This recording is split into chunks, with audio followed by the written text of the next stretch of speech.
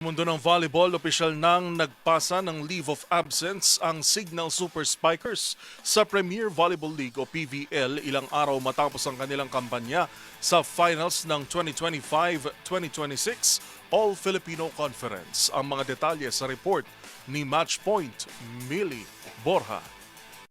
Nagpasya ang Signal Super Spikers na pansamantalang lumiban sa Premier Volleyball League matapos ang kanilang kampanya sa 2025-2026 All-Filipino Conference. Kinumpirma ng kupunan ng hakbang sa isang opisyal na pahayag ilang araw matapos ang kanilang makasaysayang finals appearance. Ang unang pagkakataon sa franchise history na umabot sila sa championship round. Ayon sa Signal, isinagawa ang desisyon matapos ang masusing pagsusuri sa direksyon at plano ng organisasyon. Nauna nang nag-leave of absence ang men's program ng franchise sa Spikers Turf bago ang Open Conference. Bago ang pahinga, nagpakita ng malakas na kampanya ang Super Spikers sa pamumuno ni Vanny Gandler, katuwang sina Erica Santos, Jal Cayuna, Don Katindig, Rose Doria Aquino, Jackie Acuña at Tin Tiamson. Tinapos nila ang torneo bilang runner-up matapos matalo sa Creamline Cold Smashers sa finals. Mula nang sumali sa PVL noong 2021, nakapagtala ang Signal ng 3 silver at 5 bronze medals at 8 beses nang nagtapos sa top 3 sa 15 conference na kanilang sinalihan.